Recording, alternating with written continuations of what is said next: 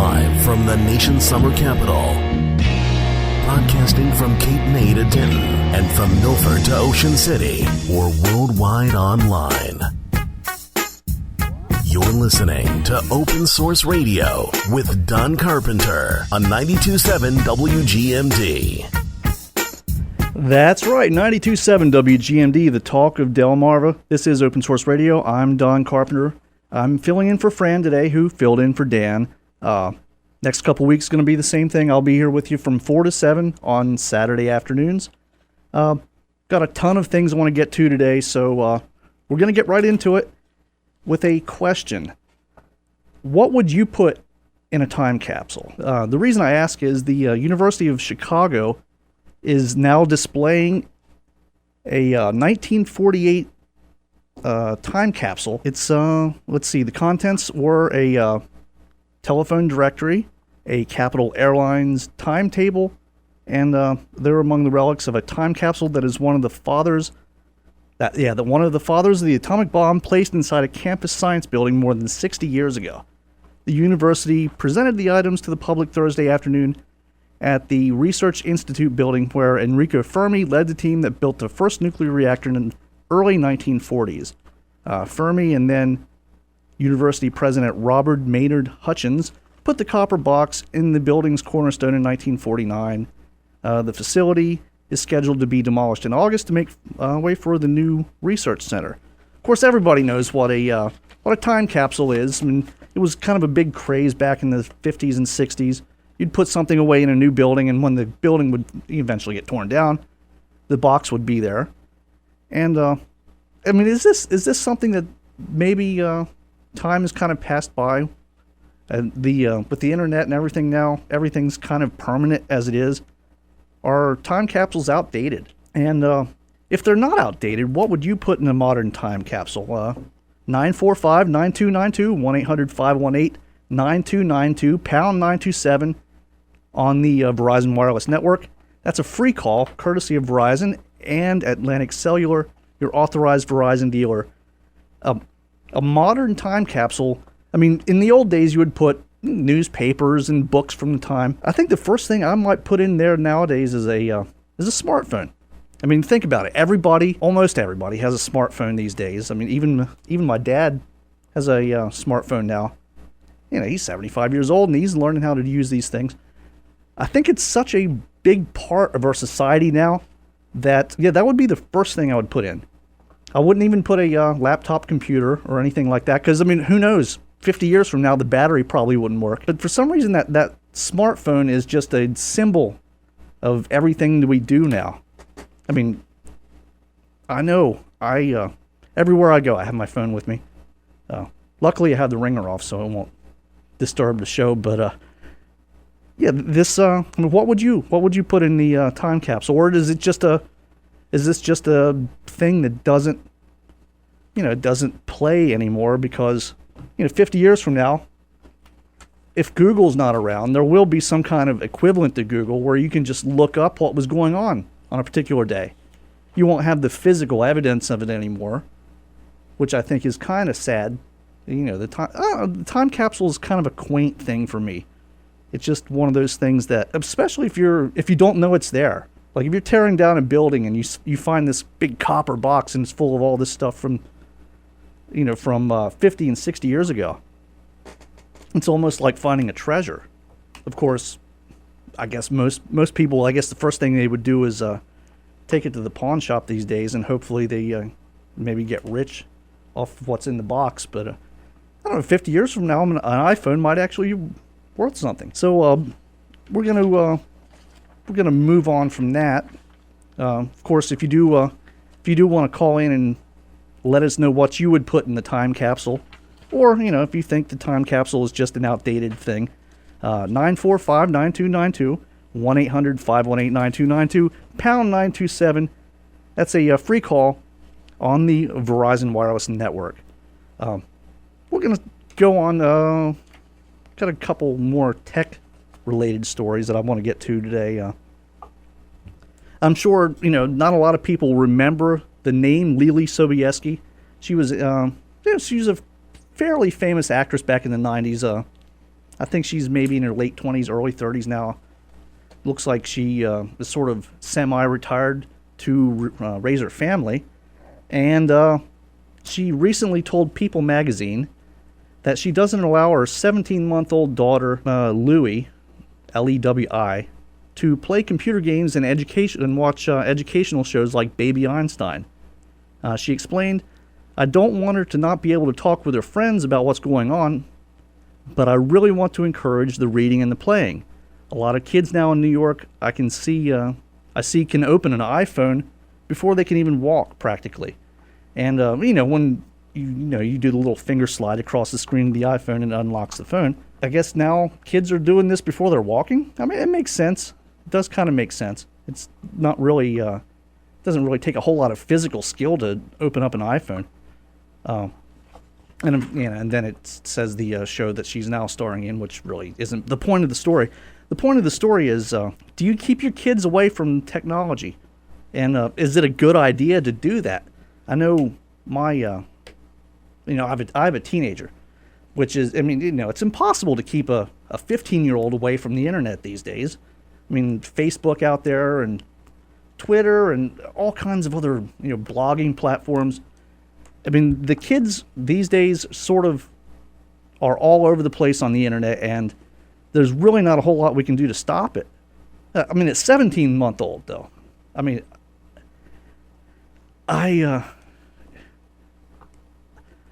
don't know if I disagree with her about a 17-month-old. At that age, they can't read, so, I don't know what the point of even being on the internet is, but, does this actually, do you think this actually makes kids more creative? Maybe when they get older, keeping them away from, cable TV, the internet, Facebook, Twitter, all of the new media, so to speak. 1-800-518-9292 outside of Delaware. In Delaware, 945-9292. If you have Verizon, pound 927. That's a free call courtesy of Verizon Wireless and Atlantic Cellular, your authorized Verizon Wireless dealer. And we're going to take a little bit of a break right now. We'll be back in just a moment. Take more of your calls. Well, we'll start to take calls. We can still call in about the time capsule, about the kids and technology. I'll have a few more things I want to say about that right after the break.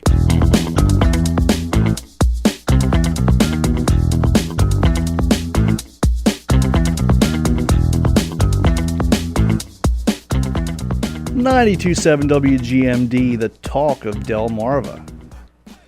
Welcome back to the show. Just a reminder, if you do want to get a hold of me on Twitter, you can actually send a tweet to Open Source Show. You can look me up on Facebook. Just look up Open Source Radio on Facebook. After the show, you can go to opensourceshow.com. I'll have links to all the stories I go over.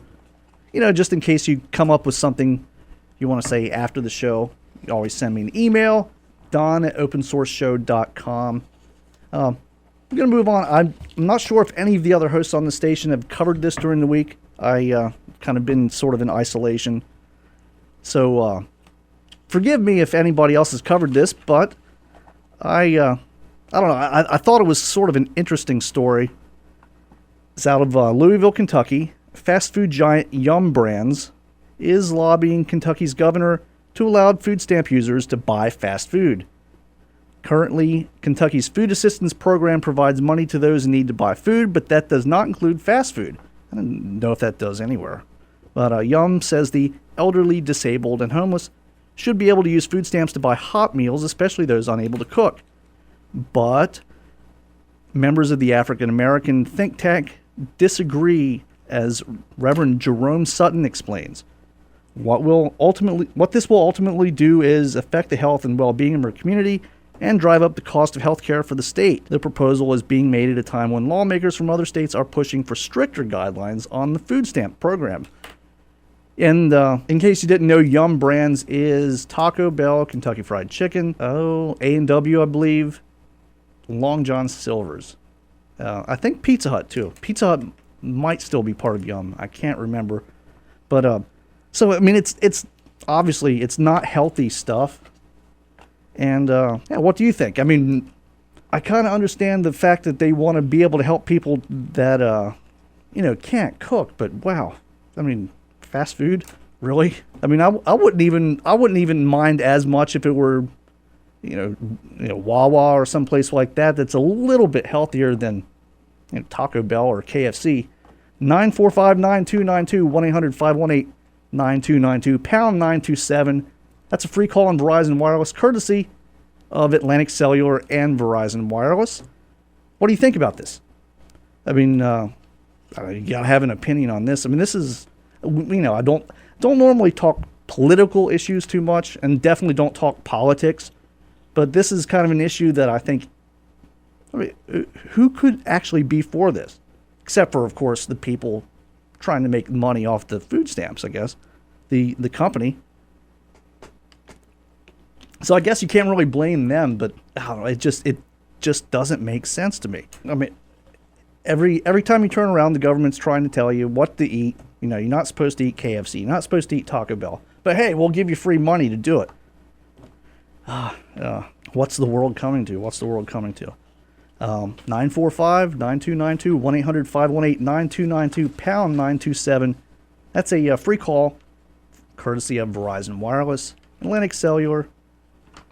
Okay, we'll move on to our next topic. And of course, the way this show works is, if I talk about something and you don't get a chance to call in, and I move on to something else, because I kind of go through a lot of topics. If you do want to call about something that I talked about a few minutes ago, or even later on in the show in the first hour, feel free. Lines are always open here. We're not phone Nazis. Okay, we're gonna move on. Oh, I'm sure everybody out there remembers the show Taxi. Mary Lou Henner was one of the stars of Taxi. It's oh boy, I'm kind of dating myself there, showing how old I am. But actress Mary Lou Henner has been asked to consult on a new TV drama about the rare memory condition she suffers from. Without a Trace star Poppy Montgomery will play a crime fighter with hyperthymesia, a condition that allows her to remember every single moment in her life. And Taxi star Henner, who is a hyperthymesia sufferer in real life, has been asked for her input so producers can make sure the series Unforgettable is as authentic as possible, according to TV Guide magazine. I believe I talked about this, not this exact story, because this is a fairly new story. It's from this week. But I think I talked about Mary Lou Henner on my podcast, way back in the spring sometime. And what I always wondered when the stories about this hyperthymesia come up, I mean, would you consider this a blessing or a curse to have this condition? I mean, obviously it would have its advantages, because you'd be able to remember. I mean, you can remember everything. So it obviously makes it easy to, take exams, to study for things.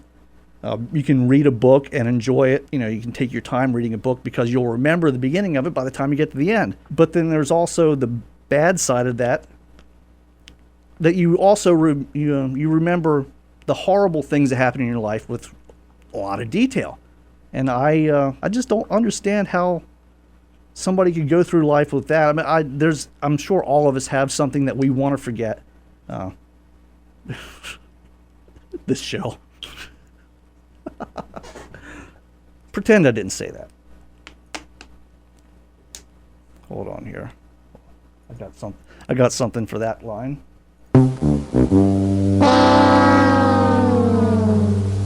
0.0. Yeah, so my question for you is, would you consider this a blessing or a curse? And is there something in your life that you'd like to forget? Maybe you want to share it with us. 945-9292 in Delaware. 1-800-518-9292 outside the Delaware area, in Maryland and such. Cape May. Pound 927. That's a free call on Verizon Wireless, courtesy of Verizon Wireless and Atlantic Cellular, your authorized Verizon Wireless dealer. Yeah, I know. Probably for me, the thing that I would want to forget the most is probably, I don't know, the whole decade between the ages of 20 and 30. I mean, the only thing, my daughter was born. That's probably the only thing in that whole decade that I'd want to remember. And I still remember that day like it was yesterday. But I think it's, I am a little bit vacant, a little bit absent-minded, should we say? Let's go to the phones. Hello, you're on the air. Hello, you're on the air. Sorry about that. No, that's okay. I'll tell you, there's a lot of things I'd like to forget. I'd like to forget so much about my life. It's been so painful. Like that time I ran over a hobo and then kept going. It was not good stuff. Maryland running rules. Thank you. I guess at least it was just a hobo, right? I don't know. Can anybody top that one? Can anybody top that one? I have run over animals before that I'd probably want to forget. Never run over a dog I've run over a cat. I've run over a cat, and I still remember that, and this was probably 10 years ago. I definitely don't cherish that memory.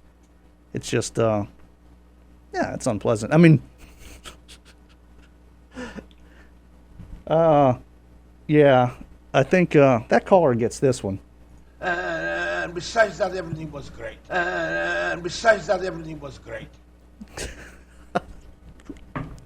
That was a good call. And with that, we're going to go to the marine weather. We've got an AccuWeather forecast for you and Fox News. We'll be right back after this.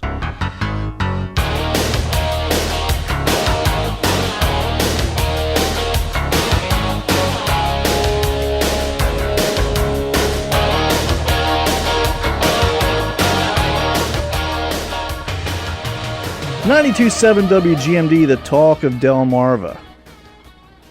This is Open Source Radio. I'm Don Carpenter. I want to thank you for joining me this afternoon. It's a beautiful day out. Hope you're out doing something fun and listening to the show on the way. We got a call. Let's hear from our friend David from Georgetown. How you doing, David? Okay, pretty good. I have some suggestions for a time capsule. Oh, yes, please. Okay. There's a number of them. Do you have paper and pencil handy or something? I always have a paper and pencil handy. Okay. A book of postage stamps. That is a good one. In 50 years, we probably won't have those. And then an outdoor mailbox. Another thing that we probably won't have. A local telephone directory. Okay, the phone book. A set of car keys and a car battery, because I don't think that they may not be in existence 50 years from now. Well, if you think about it, 50 years from now, the cars are probably going to be mostly electric, and the batteries are going to be the huge hybrid type batteries that they use now. Yeah, right. So those are all good suggestions of things that probably won't exist in 50 years. I have some more. Oh, absolutely. An iPod. An iPod would be a good one. Yes. A package of carbon paper. Well, can you even find that anymore? Okay.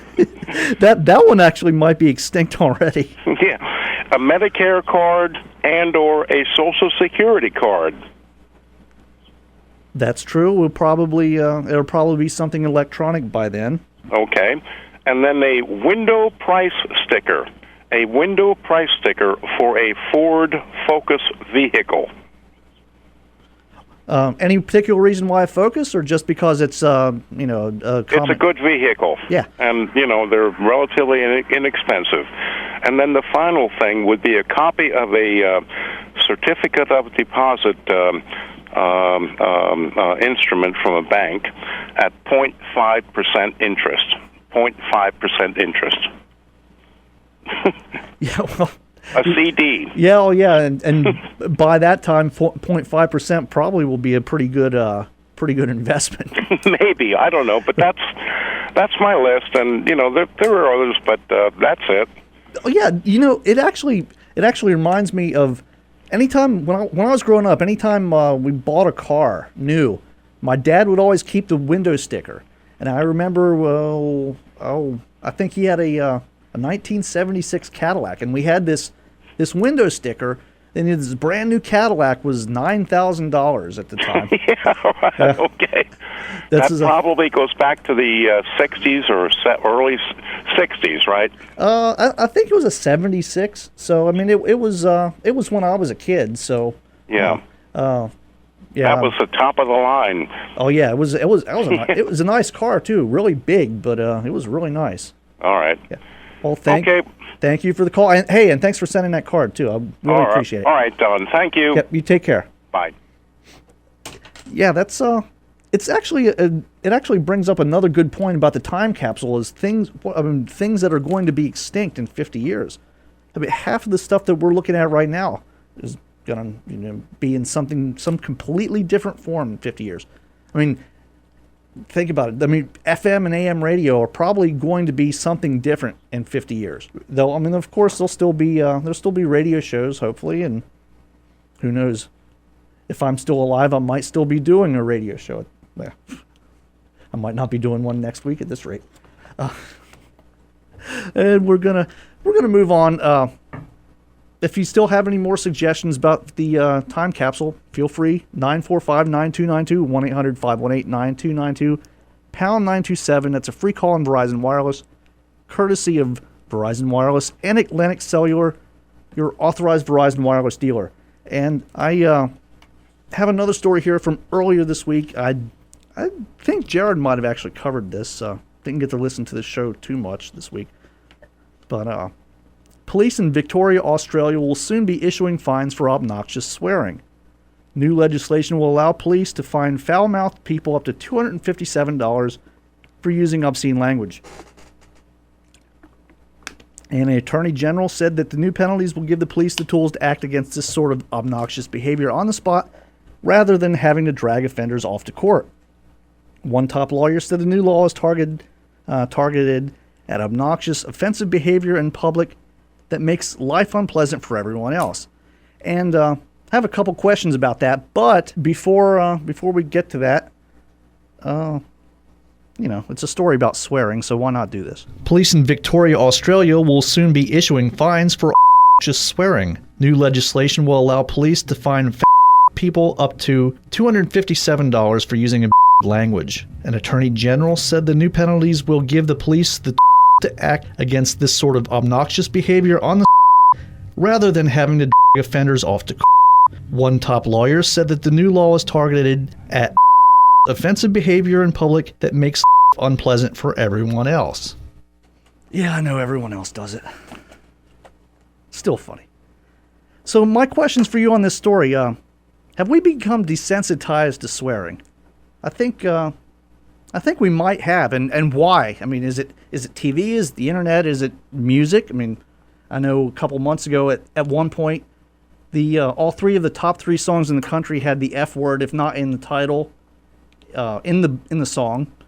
And do you think there's a certain age at which people should refrain from cursing so much? I mean, is it acceptable for a younger person to do it, but by the time you get to be in your 30s, say, should you know better? I'm not sure about that. I think it's something that I mean, I was raised not to swear, and of course I do. Everyone does, or almost everyone does. I can honestly say though, I've never sworn in front of my dad, which is really crazy. But I mean, I've never heard my dad swear in front of me, and other than maybe a little 4-letter word once in a while. But even that is really, really rare. And, nothing that I couldn't say on the radio. Let's go to the phones. Hello, caller, you're on the air. Hello, you're on the air. That was some funny beep. Everybody, well, thank you. That's the only pre-produced thing I had for the show today. Glad you appreciated it, and of course everyone does it, but it's still funny every time. It's all about where you put the beeps too. So yeah, I mean, do you think we've become desensitized to swearing, and why? Do you think there's a certain age at which people should refrain from cursing? What are some places that people should never curse? I mean, obviously, church would be one of them. I think anywhere that there's children would probably be another obvious. Maybe there's some that aren't so obvious. do you get offended when you see someone cursing on the street, or is it just that common? You know, it goes back to the whole desensitized to swearing thing. I think we might have become a little bit desensitized to it. And this one is just something that, I mean, everything that goes through my mind gets filtered through the online thing. I mean, do people swear more online than they do in person? And is it just as bad? I mean, since, obviously I have a little bit of I have a little bit of an image to maintain, for my job here. So I don't swear as much as I used to online. And not that I did a lot. I'm a firm believer in the belief that when used right, swearing can get a point across. But if you use it too much, it kind of just kills every point you're trying to make. And, and then you're just being shocking for the sake of being shocking. It ends up, either not making, say you're trying to be funny. It's usually not funny if you swear too much. And it's usually not, it usually doesn't get your point across either. And finally, is it just as bad to swear online as it is, for me to swear on the radio? I mean, obviously I'd get fired. But, I'm sure everyone out there has there's really, unless you're a truck driver or something like that, even then, you're by yourself most of the time, so I guess you can swear all you want. But it's really, it's not acceptable in any business that I know of. I could be wrong, but what do you think? 945-9292, 1-800-518-9292, pound 927. That's a free call on the Verizon Wireless Network, courtesy of Verizon Wireless and Atlantic Cellular, your Verizon Wireless dealer. We're going to take a little break, catch the AccuWeather. We'll be back in just a minute with more of your calls about the swearing. Police in Victoria, Australia will soon be issuing fines for just swearing. New legislation will allow police to fine people up to $257 for using a language. An attorney general said the new penalties will give the police the to act against this sort of obnoxious behavior on the rather than having to offenders off to One top lawyer said that the new law is targeted at offensive behavior in public that makes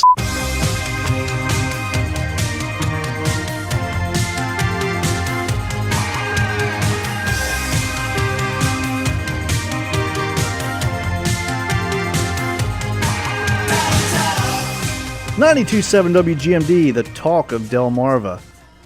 Okay, we're talking about a story that came out earlier in the week about a new law in Australia that allows the local police to fine someone for swearing in public. And I just want to clarify, Jared says he didn't do that story, so I can see why now.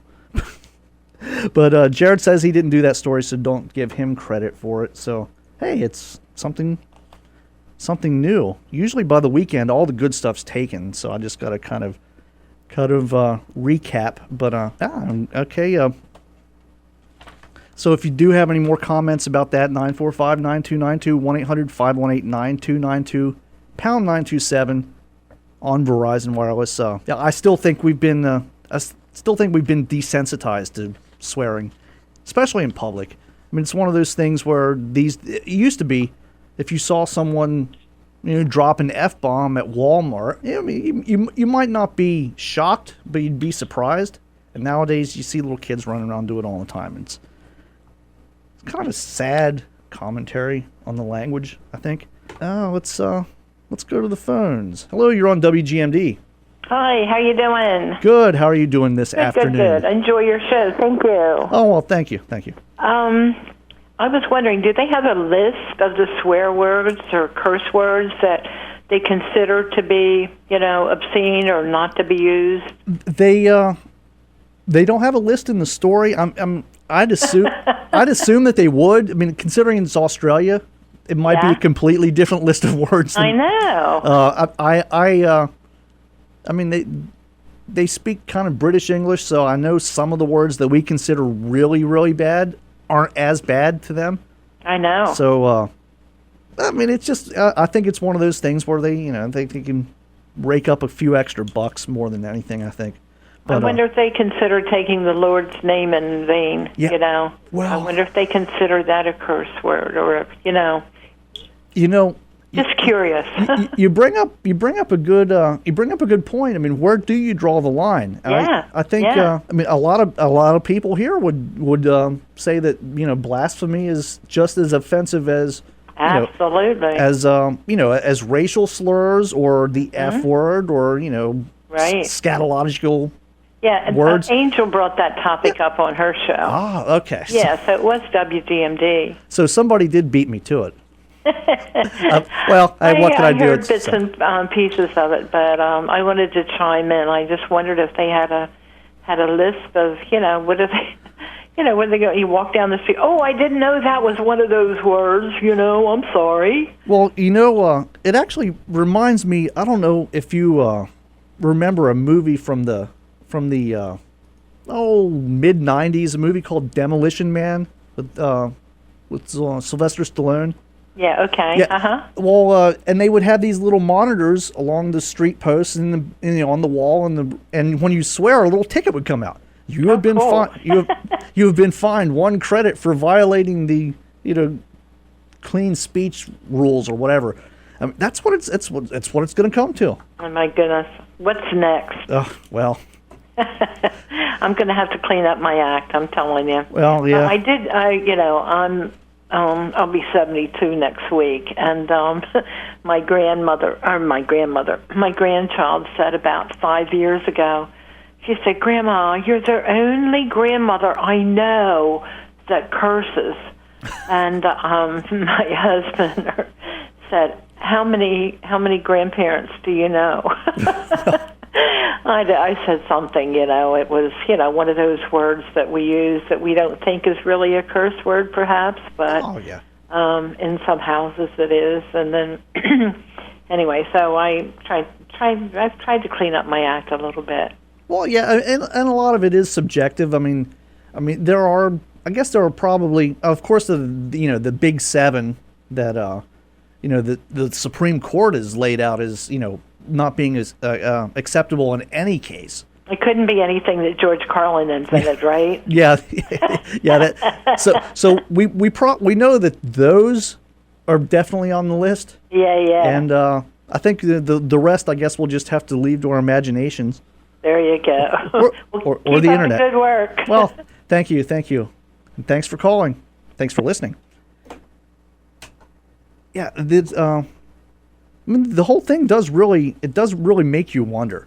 It makes you wonder, who decides what words are acceptable. I'm just going to guess that Australia probably doesn't have a First Amendment that's as robust as ours. But I could be wrong about that.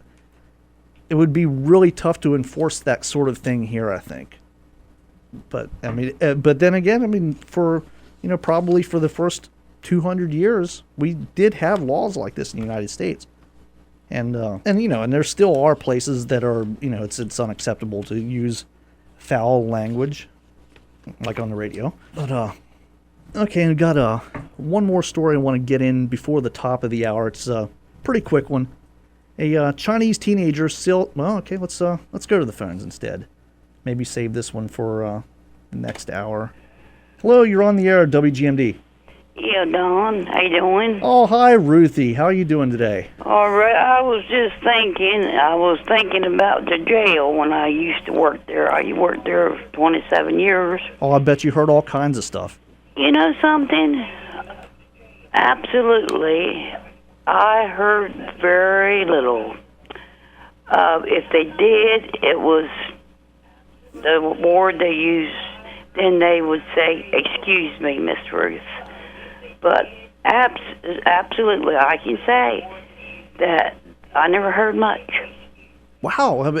How long ago did you retire?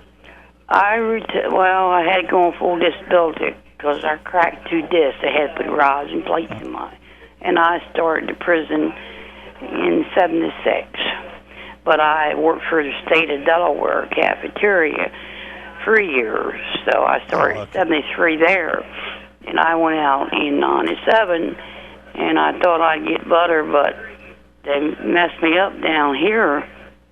Had a good John Hopkins, and they had to open up and tear her away and put rods and plates, and percentage went down bad. Wow. Yeah. So, I mean, but it wasn't that long ago that you worked at the prison, and the guys were still fairly respectful.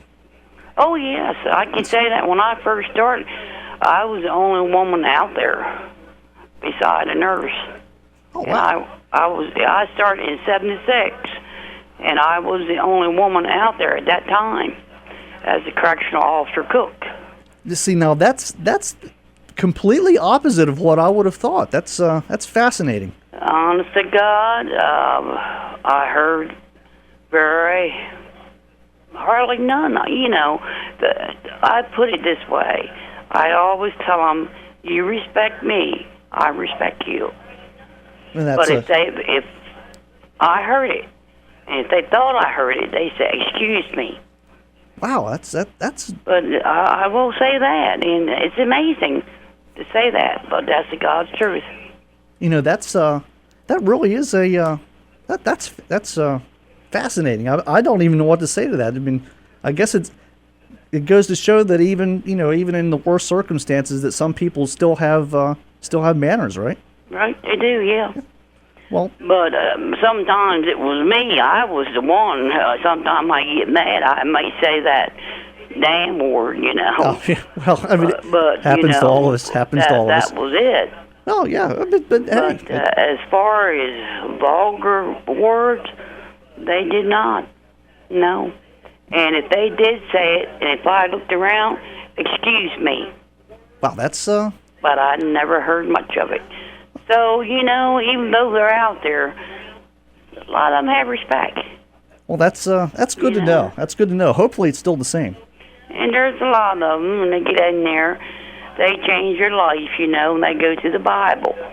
And some of them use that Bible to get away, But some of them, they do go to the Bible, and they do change, Well, yeah, that's always a good thing when when you're in a situation like that and you change your ways around. It's not a pleasant place to be. Oh, I bet. No, a young man, it can really ruin their life. I've seen it, and that's why I say it's bad on these young ones going in for drugs and stuff. I hate to see it, because there's a lot of stuff that goes on that you can't catch it. Oh, yeah. All right. Have a good evening. Well, thank you for calling. Thanks for listening. Thank you. Bye-bye. And with that, we've come to the top of the hour. We'll be back with the I have a little bit of a personal story I want to tell about my birthday this week. We'll go over that after Fox News and AccuWeather and all that. Stay with us. 92.7 WGMD.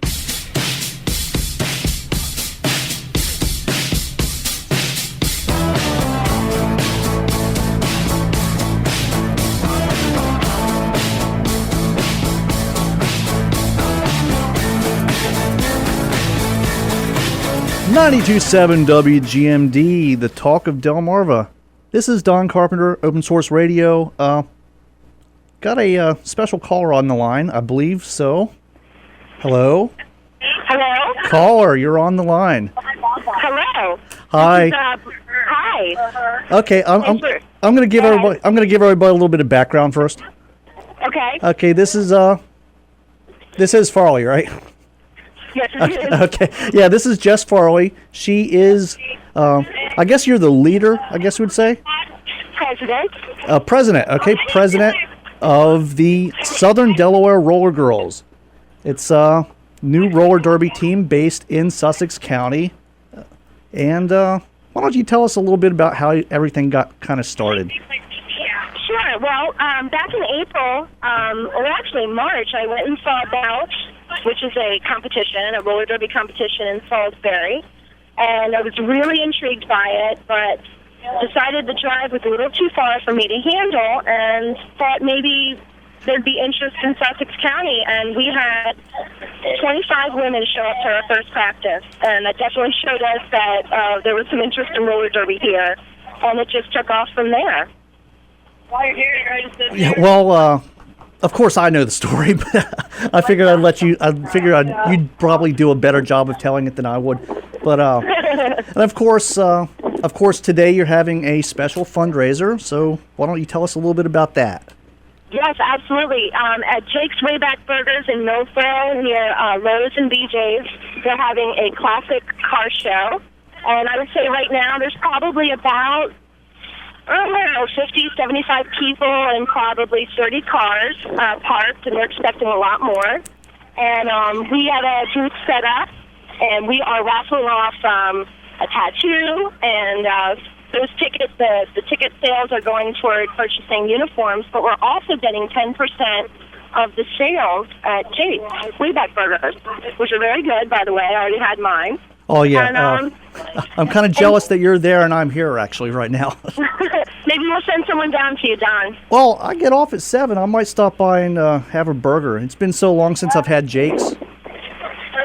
I do. Come on down. We'll be here till 9 o'clock. I do miss having a good burger every once in a while. Alan, they're really good. Yeah. Oh, yeah. They're really good. So, so you're there till 9 o'clock? Yes. Okay. Anything else you want to get out there? Well, I would just say, we got those kids here. They're doing some sidewalk chalking, and I would say about 10 girls for our roller derby team were out here serving free samples of milkshakes, and they're really good too. So we really hope, check out the cars and come on out. Now, are you guys doing like the serving on the roller skates? Yeah, we're serving on roller skates. Oh, wow. That's old school there. Yeah. Okay. So I hope to see you guys. Well, I'll definitely be out after the show. All right, sounds great. Thanks, Don. Thank you. Okay, bye. Bye-bye. That's Jake's Wayback Burgers in Millsboro at the Peninsula Crossing Shopping Center. It's near BJ's and Lowe's on 113. They're going to be there till 9 o'clock, I believe. Okay, now that let's get this next hour started. Live from the nation's summer capital, broadcasting from Cape May to Denton and from Milford to Ocean City or worldwide online. You're listening to Open Source Radio with Don Carpenter on 92.7 WGMD.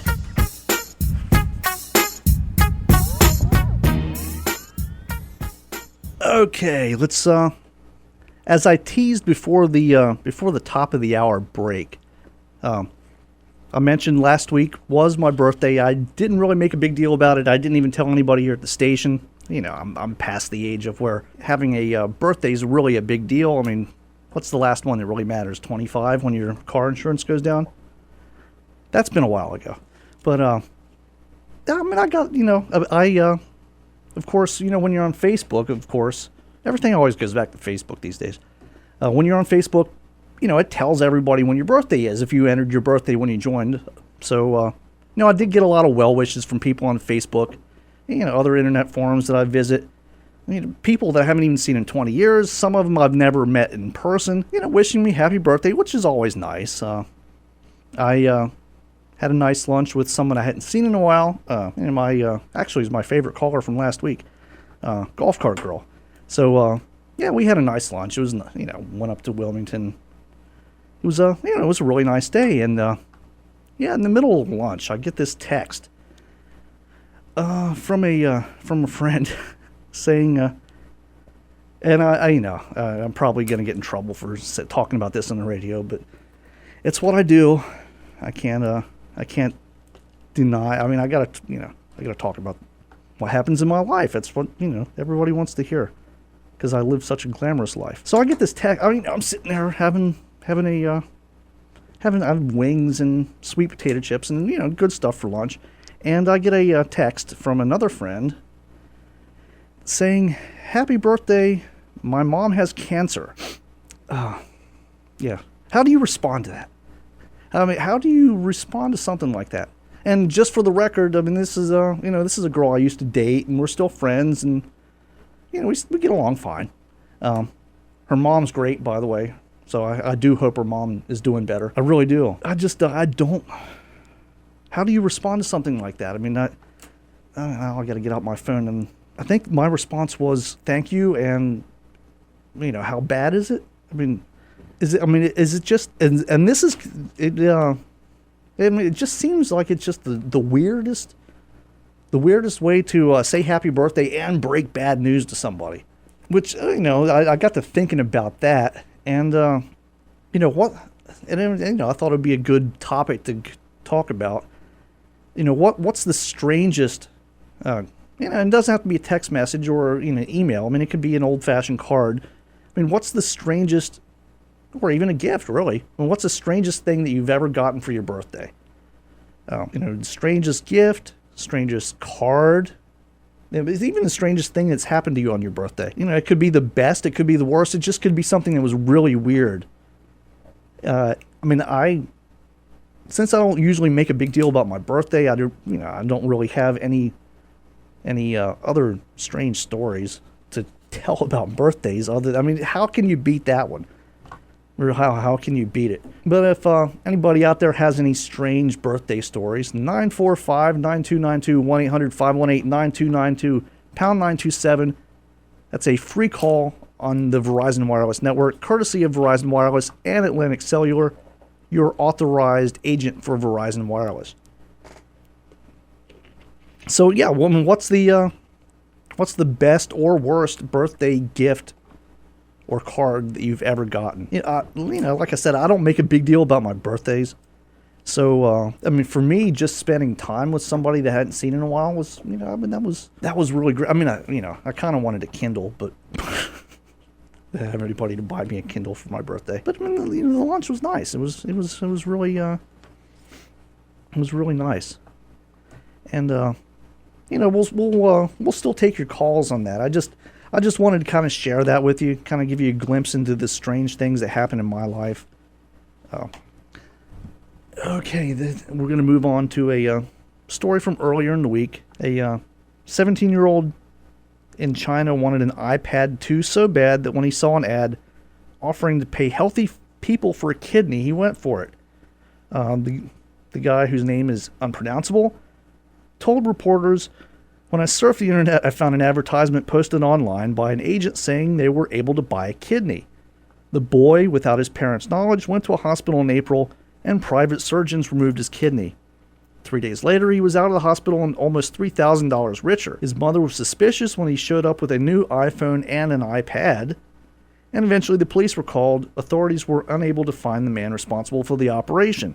This brings up tons of questions. How they can get away with this sort of thing. But do you think people should be able to sell their kidneys?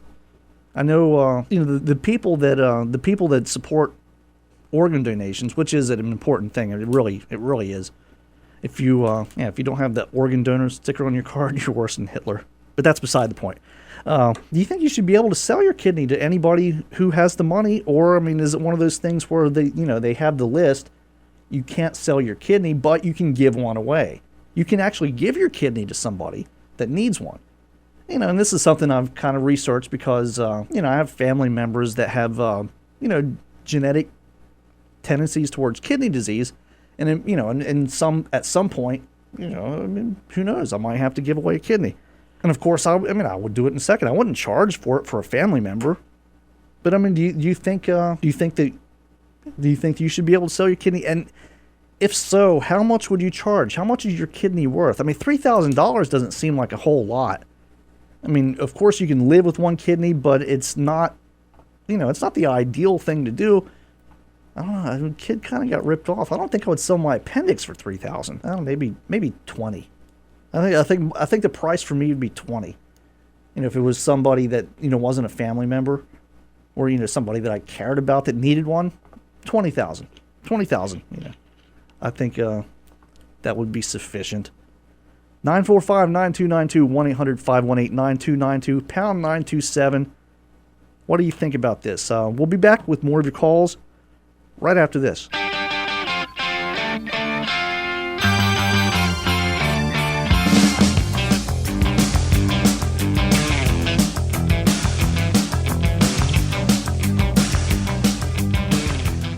.927 WGMD. It's Inappropriate Bumper Music Saturday. Let's go right to the phones. Caller, you're on the air. Hi, Don. Hi. I just want to tell you, you're cracking me up. Oh, well, thank you. You really are cracking me up, because I remember when Fran was on, there was a blizzard, and I was making meatloaf and stew and different things, and you will find your way. Don't worry about it. But you've really got a good sense of humor, and you gotta try to hold the laughter in, because you're cracking yourself up too. Well, but I want to say one thing about organs. Yes. Women every day are surrogate mothers for, and probably it's maybe $20, I don't know how many $1,000 people will pay for a woman to have a baby for another couple. Sure. So I don't see how it can be that wrong if someone has the money, and instead of being on that waiting list, forever to heart, kidney or whatever, liver, to have someone come forward and give them some money. I mean, because if I know it sounds horrible, but women are doing it with their body. You make a good point. From a free market standpoint, it does make sense. And I think it might actually get more people to donate organs that might not necessarily do it. And that's always a good thing. Sure, because it's always the people who have the money can get things that the people that don't, and we don't want to come down to that, but I think it probably will, because if women that cannot have babies can hire someone to have the baby for them, I think Nicole Kidman was one that didn't have the second child. I don't know the reason why, and they had a surrogate, and probably that woman was paid a lot of money to do that. Oh, yeah, I assume so. And it's about food stamps. I was one of 9 kids, and we never had hoagies, steaks. We had small hamburger, potatoes, and a green vegetable out of season. It was probably from the can. Peanut butter was almost every day, oatmeal for breakfast. And we survived, and I just don't think it's right for the people that are out there working so hard and to go in a store and see someone getting something that they can't afford. And it just makes them feel angry. And the thing is, if the government didn't start all this, then, it wouldn't be the big problem that it is today, because I see people with fruit juices and things that, I don't even buy. Well, yeah, I mean, you always hear the old stereotype in steak and lobster, and there's a bit of truth to that. I mean, you do see it every once in a while. Oh yeah, you see it a lot. Yeah, if you go in the store, you really see it a lot, and that makes the people angry. And I just say, good luck to you. You have to. You remind me of my son. Sometimes he gets the giggles, and he can't control himself. And my thing is, you will be fine. You have a lot of people out there that have opinions, and I wish they would call in with their opinions, because you need that. You need that person just to pick up the phone, and even if they've never call Don, and be part of the show. Oh, absolutely. That's what we're all about here. And I don't bite. Well, yes, that's right. And you're a nice guy. I've never met you, but you really seem like you're a nice guy and have a real good personality. And good luck to you, Don. Thank you. I mean, I'm blushing. Thank you. Oh, good. Bye-bye. Yeah, it's all good points. I mean, I think anything that would get people to donate organs more is a good thing. And back to the food stamp thing, I totally agree with that. That it's kind of a sham how that's being run right now. But yeah, I mean the as long as it's not an organ that you can't live without, hey, I'm all for selling it. I mean, who knows? I mean, and there are people out there that have perfectly good kidneys and could use 10 or 15,000 to pay off their college loans or something like that. Let's go back to the phones. Caller, you're on the air. Hey, how you doing tonight, guy? Good. How are you? It's not bad. Beautiful afternoon. Just turn the radio on, and I'm listening to the talking about the food stamps and whatnot. Yes, I don't know yes. if you brought up the fact about what Florida's doing. The story I had was from Kentucky, actually, but yeah, they're going to, or they're trying to allow them to allow food stamp users to use their food stamps at fast food places. No, that's not what I'm talking about. Oh, you have a different story? Yeah, this week on this channel, I heard that Florida's going to start taking drug testing for anybody who applies for, and anyone who applied up to this year, I believe, is going to go retroactive to the year, for drug testing. Whoever applies for services from the state, any monies from the state. I was government. I was actually thinking about using that story for the show today. Let me bring the story up. Okay. Let's see here. This is the beauty of live radio. Yeah, right. Well, you know what? That's a good thing. You're a good man, Don. You try your best, and you know what? It all shows. You're a good hard worker. Well, yeah, thank you. You know what people are talking about when they bring something up, and I'm just trying to stall as you find that, trying to get some words on this air so it's not dead air, of course, Okay, I actually have the story up right now. Go for it. Yeah, so it's a new law signed by Governor Rick Scott that mandates that a small sector of welfare recipients pass a drug test before getting their benefits. And apparently it has, this is a story from Polk County. I forget where that's at in Florida. I lived in Florida at one time.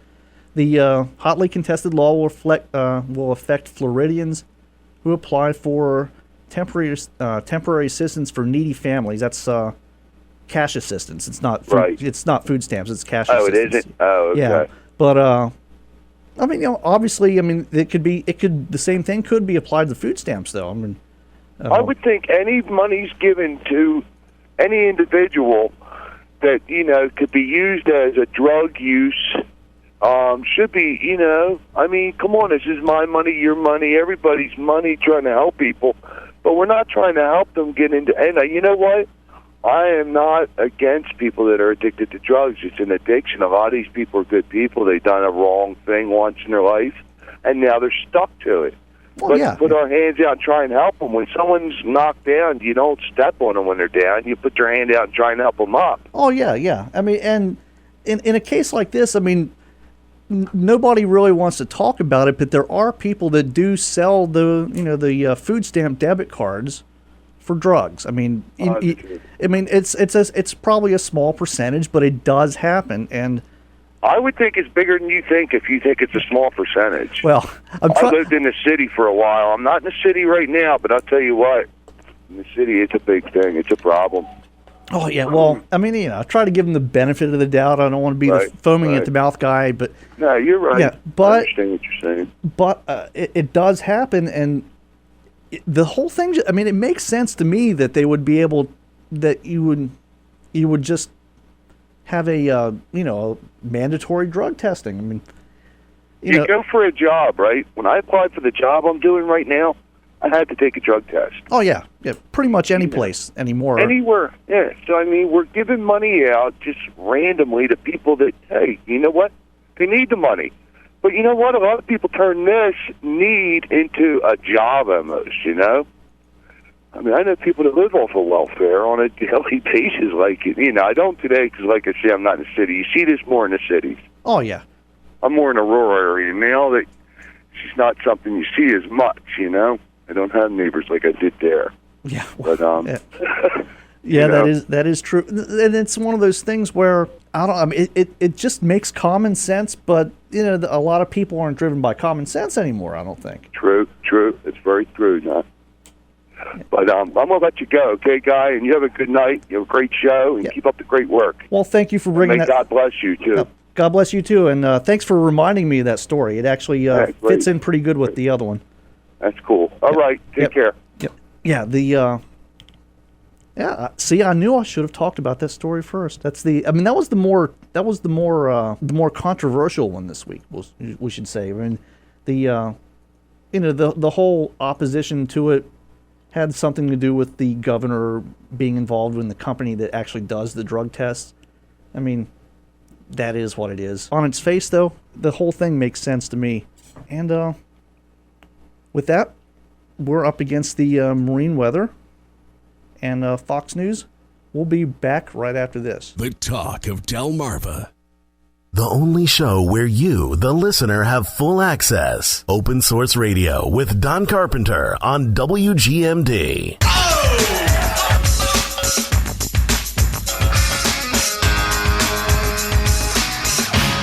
You're unbelievable.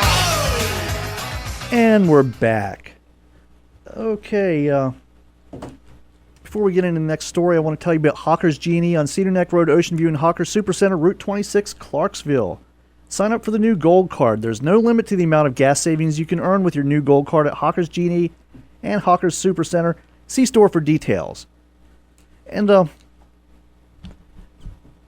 okay, we'll still take your stories, take your calls about the food stamp story if you have any comments on that.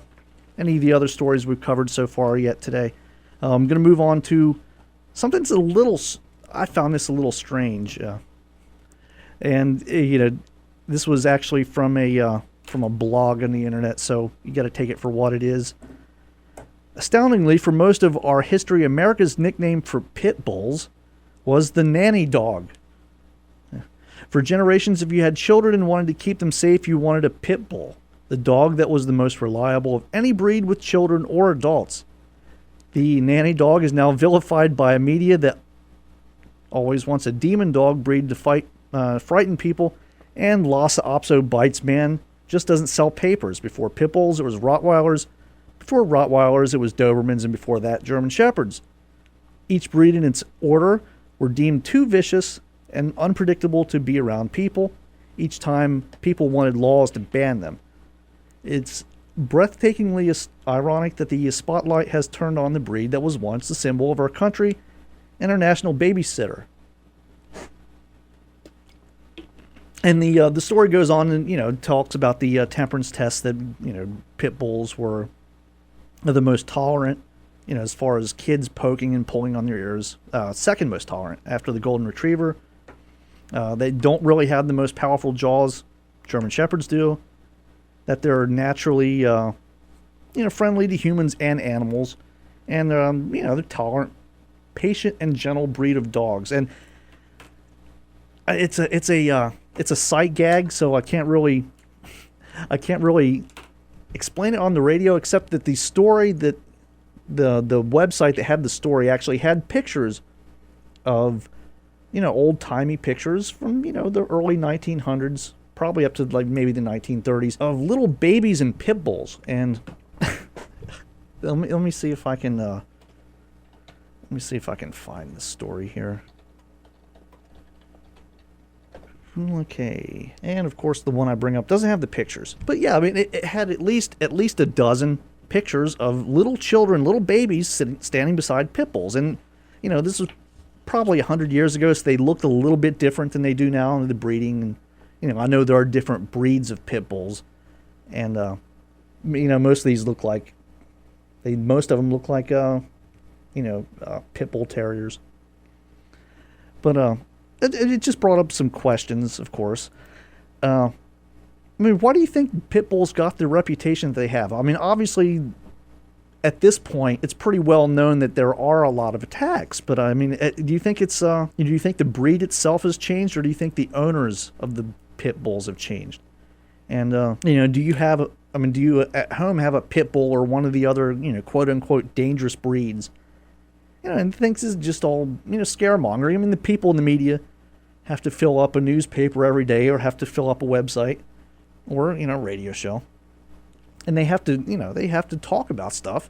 And one of the things that just always seems to come around every couple of years, it's a new breed of dog that for the past 10 years or so, it's been pit bulls that have gotten the bad rap. And I've known people that have owned them, and at least the ones I've seen, and of course you can't really go by anecdotal evidence. The ones I've seen have been fairly pleasant dogs.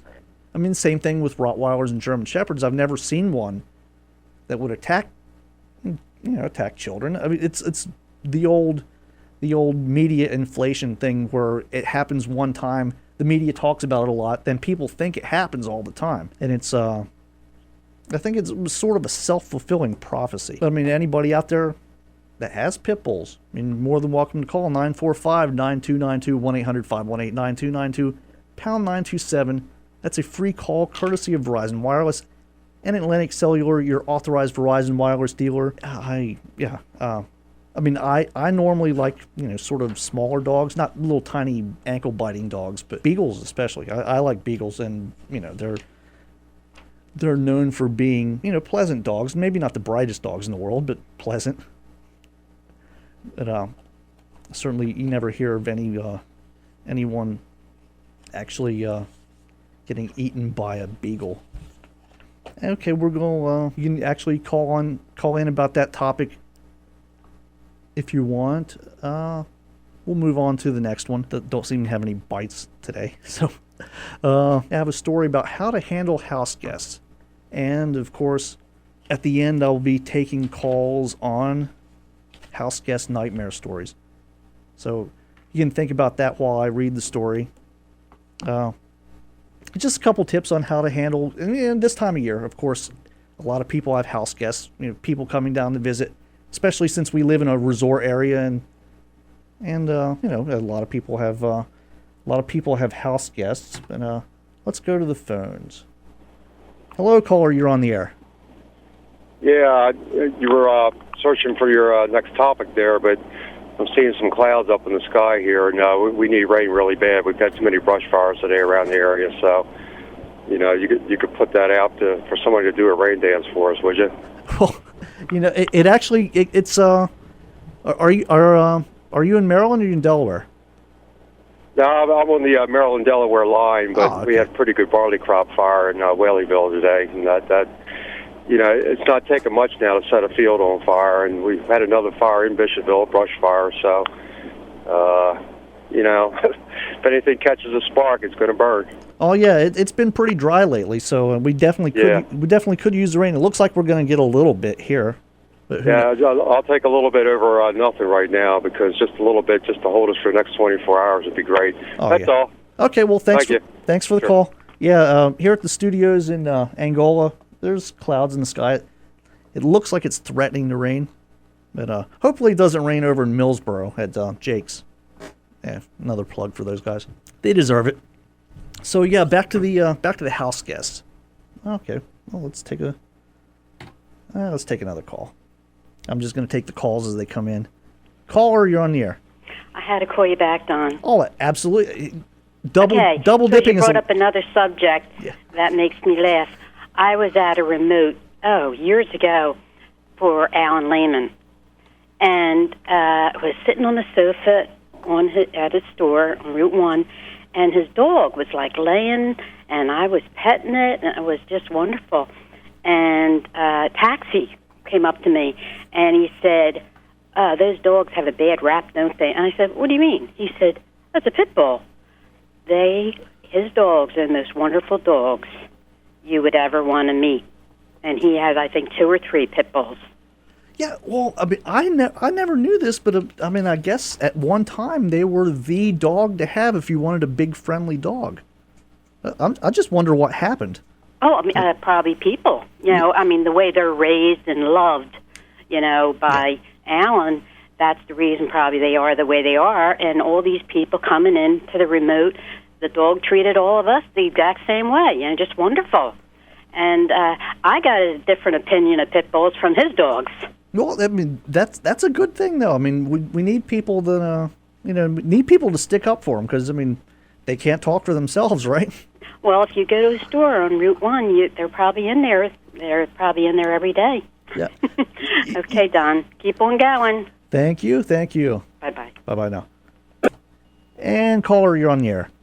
Hey, I wanted to chime in on the pit bulls. Oh. Every pit bull I've ever met has been a sweetheart. Yeah, that's my experience too. I mean, I know a few people that have had pit bulls, and my brother had Rottweilers before, and I've never seen one that, you hear all these stories about them biting babies' heads off and stuff, and, Well, look at... I tell you this, every dachshund I've ever met wanted to rip my throat out. And I'm serious. I have some that are close to me. They just about killed my Bichon.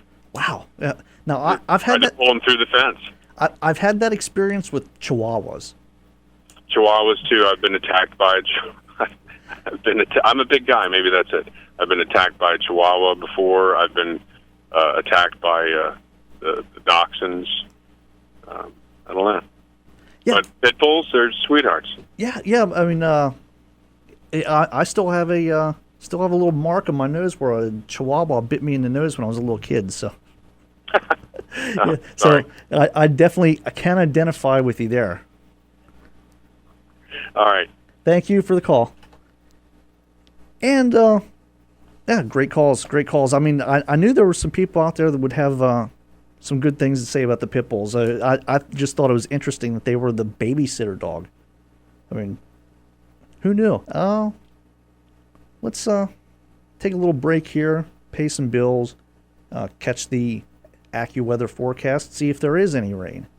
We'll be right back. A new kind of talk radio in Sussex County. Radio for you, the listener. Open source radio with Don Carpenter on 92.7 WGMD.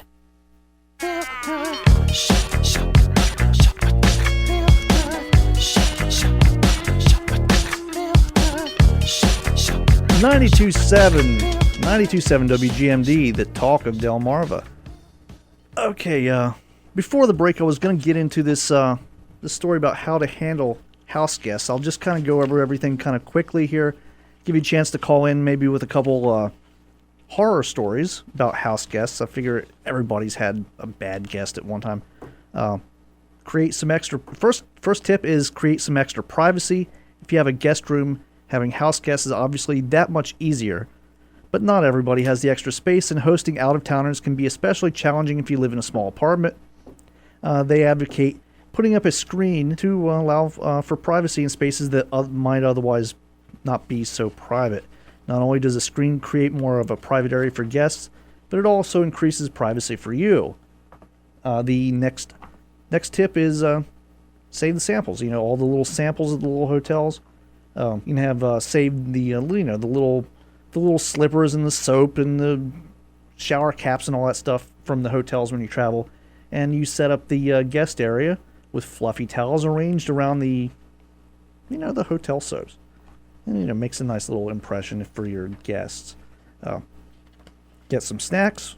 When guests come to stay with you, they're also entering in your food life, which might be kind of weird. What you eat when you're on your own might not be what they want to offer, what you want to offer your guests.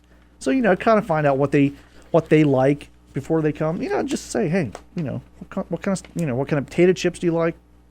What kind of snacks do you like? And also, I mean, if you're gonna be going out for dinner a lot, you might want to get a hold of them and say, hey, this is what we're doing each night. If you want to come along, you can. Kind of instead of doing things on the fly, could lead to some awkward situations. Make time for both fun and relaxing. When friends come from out of town, it's easy to feel like you need to be doing something, an activity every second. But a few well-chosen outings can be better than spending a whole weekend constantly on the go, and your guests may appreciate a little bit of downtime. Yeah, most people go on vacation, they want to relax, they don't want to be running around all the time. So, give them a little bit of time to themselves, too. This is the one that I found the most interesting. Don't worry too much about being clean. Everybody worries about whether their living space is clean enough, but no real friend is going to be like, ooh, there's cinnamon all over your counter. I think less of you. If they did, you probably wouldn't have that many friends. By all means, get rid of obvious grime before your guests show up, but don't worry if they can't see their face in the bath mat. Yeah, I'm bad about that. I obsessively clean all the time anyway. But creating a fun environment for your guests is more important than making everything spotless. That's the most important point. And have a talk about any quirks of your apartment or house. When a friend of mine, this is from the actual story, not story from my life. When a friend of mine stays with her husband's family, she knows not to keep the bathroom door shut at all times, whether she's using the bathroom or not, because the dog goes in the bathroom. But some people only close their door when somebody's in there. So, kind of straighten that kind of stuff out before you get started. Still got a couple minutes before the top of the hour. If you have any horrible house guest stories, we'll take calls on the other side of the hour too. If have you ever had a terrible house guest? Are you like me and you make an extra effort to clean up before guests stop by? Do house guests make you uncomfortable? That's another one that it's not hard to make me feel uncomfortable anyway, which you can probably tell right now. And has a guest ever overstayed his or her welcome? I'm sure we've all had those. Maybe after the break I'll tell you a story about that. When I was maybe 18, 19. I was still living at home, but this guy, he was going to stay for a couple days and ended up staying for, 6 months, a year, something like that. Ugh, it was rough. Okay, coming up on the top of the hour, this is 92.7 WGMD.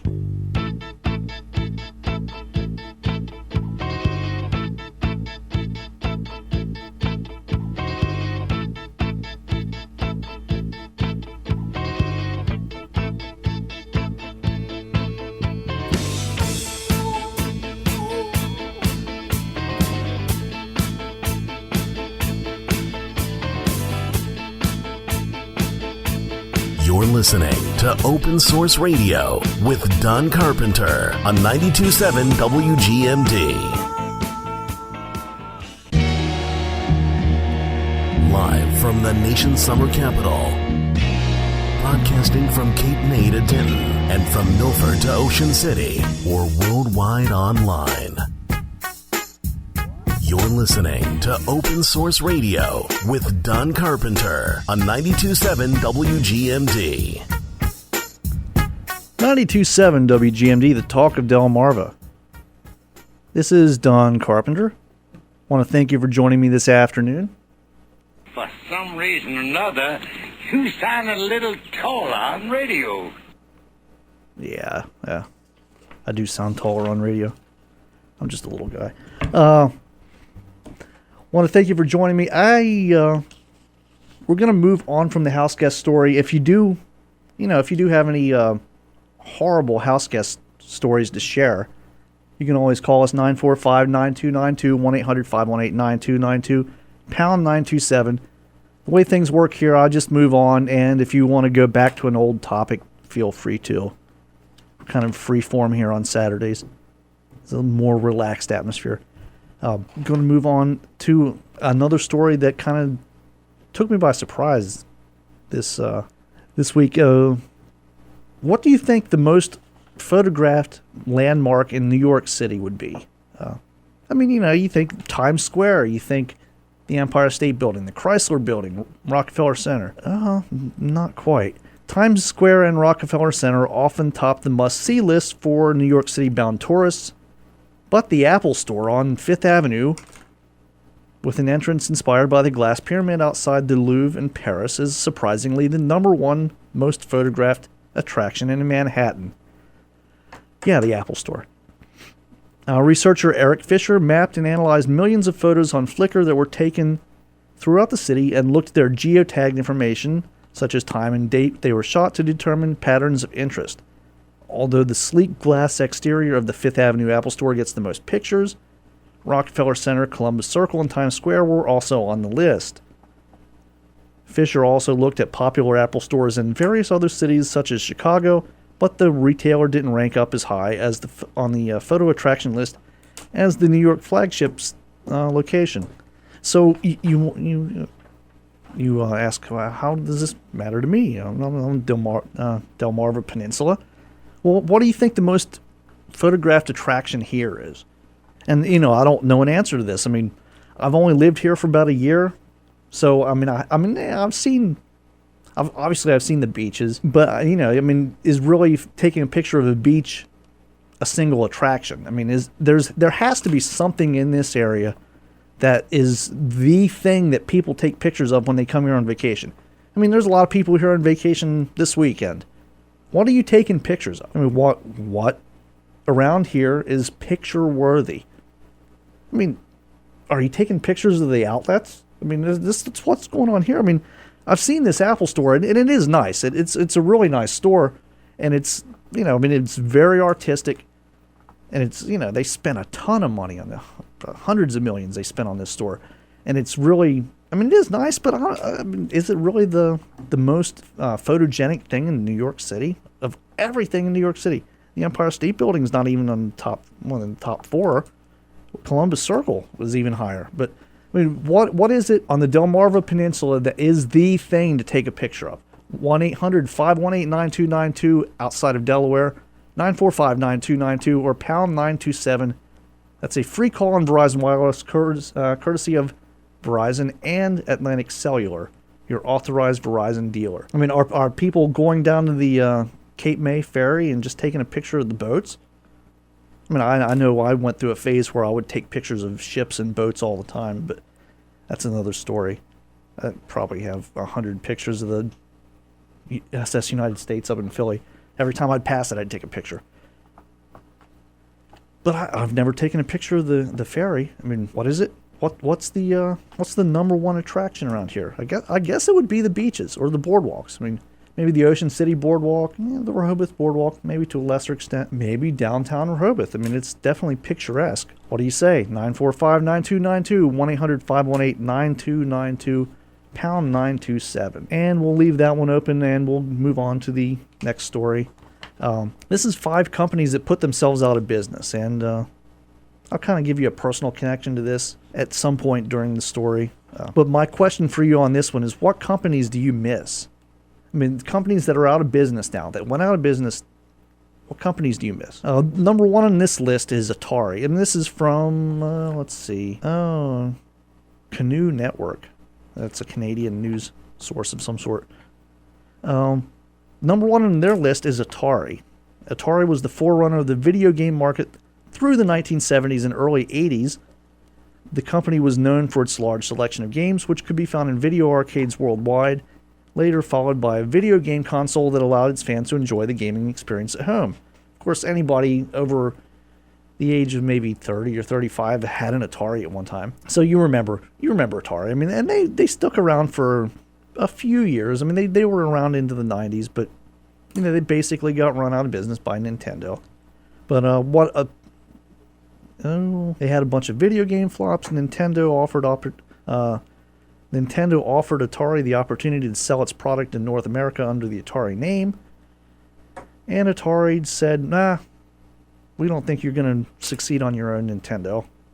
And now we know how that worked out. Blockbuster. That's number 2 on the list. Though Blockbuster may still be in business under Chapter 11, the company has been struggling after being forced to close a large number of its outlets. What caused the change? To begin with, it can be argued that Blockbuster did little to foster a positive relationship with its customers. After negotiating deals with movie studios, Blockbuster was able to drive out much of the competition by offering lower prices with a percentage of each rental fee going directly into profits. This put many of the smaller video rental companies out of business. Blockbuster then increased their prices but held on to customers by monopolizing the new release rental market.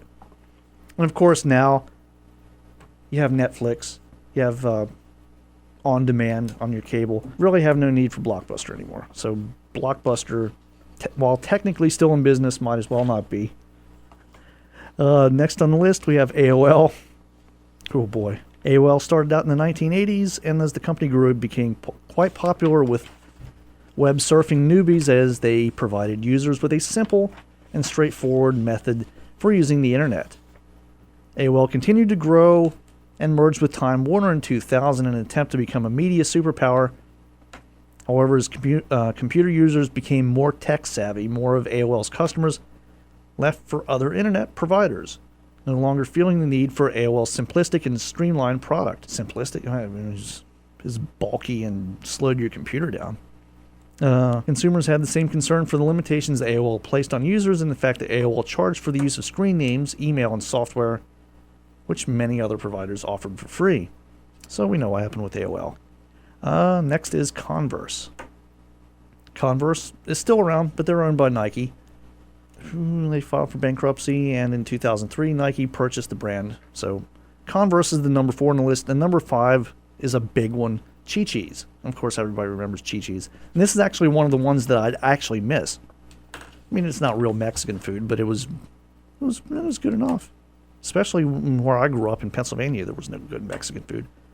Chi-Chi's, a Mexican-themed restaurant, started out in 1976 and thrived, despite the fact that Mexican cuisine wasn't widely popular at the time. The company became a huge success and grew rapidly. The success of Chi-Chi's led to a large number of competitors throughout the 80s and 90s, which aided into their market share and forced them to file for bankruptcy.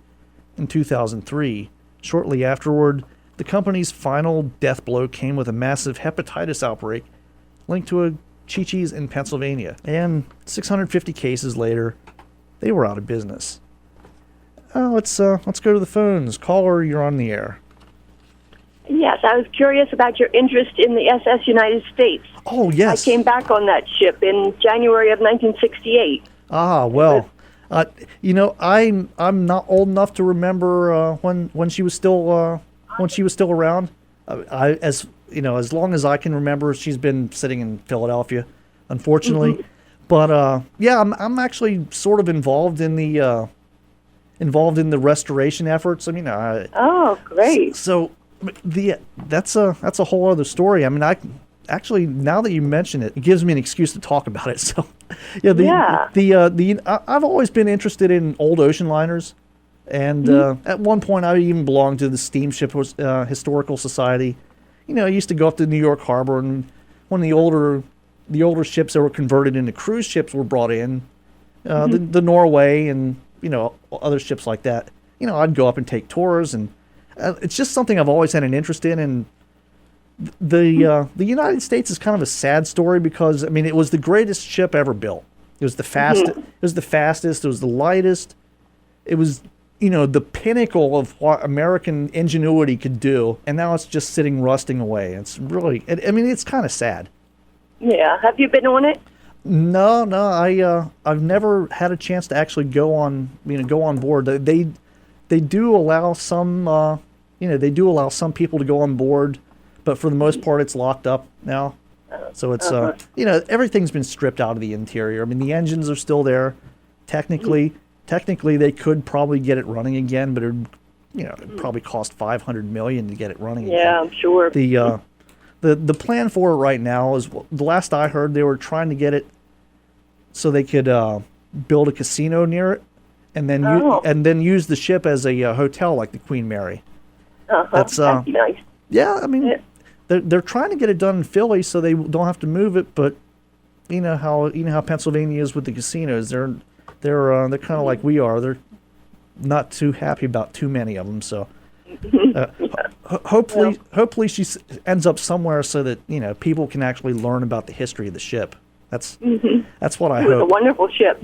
Oh, I bet it was something to be cruising across the Atlantic at 35, 40 knots. Yeah, it took 6 days to get from Belgium. Wow, that's really good. 5 of us.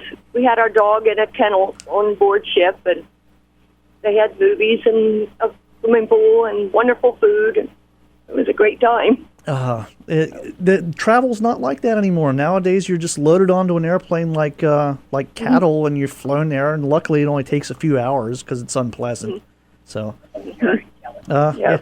The military sent us back. Like we were in Germany for 3 years, and that's the way we came back. Yeah. Sometimes I wonder if if I'd been born 25 years earlier, I'd probably be a completely different person now. Yeah. Well.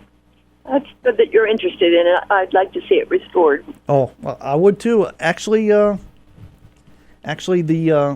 anybody out there is in the same boat as you, so to speak, I believe the website's ssunitedstatesconservancy.org. Okay, I'll check it out. Yeah, they're trying to do something with her. Yeah. Okay. But thanks for the call. It gave me an excuse to talk about one of the things I love the most. Yeah, that's good. Yeah. Have a good afternoon. And I don't think we're going to beat that call, so let's take a check of the AccuWeather, pay a couple bills.